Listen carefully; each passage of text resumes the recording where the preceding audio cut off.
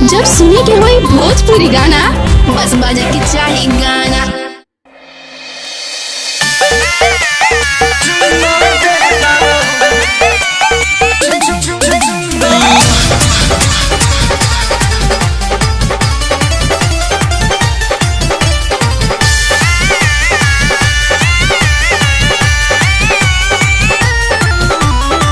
Lockdown में town से घरे जिद करता रह तो सोते के जोरे।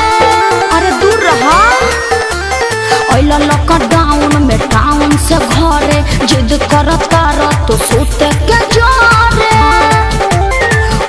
तो ठीक है कैला बाकी सुत जा भर पेट खा के। तो ठीक है कैला बाकी सुत जा भर पेट खा के। अरे बुझला जानी चुम्मा देता का जानी चुम्मा देता काहे मुँह में से निकाई जड़ी लगा के। जानी चुम्मा देता मुँह में से निकाई जड़ी लगा के। ओहो अरे दूर रहो।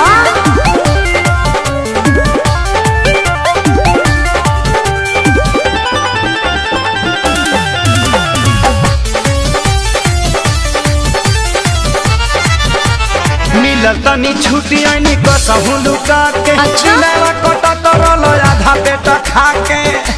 का बताई अच्छा कुछ दिन ना दूर हमसे रह पिया। देहिया पाया के जनी ढह पिया। पता बा हमारा काहे खातिर आइल बड़ो गुत्ता के। पता बा हमारा काहे खातिर आइल बड़ो गुत्ता के।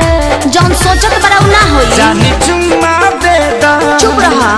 जानी चुम्मा देता ना मनवा से निकाई जड़ी लगा के। जानी चुम्मा देता मुँह में से निकाई जड़ी लगा के। और जीत काहे पहले बड़ा।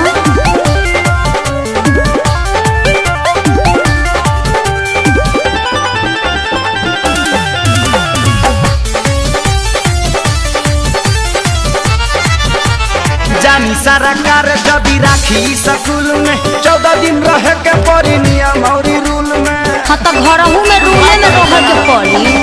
मन बना बात तो खेसारी पछतैब अपने तो जैब संगे घर भर ले जैब।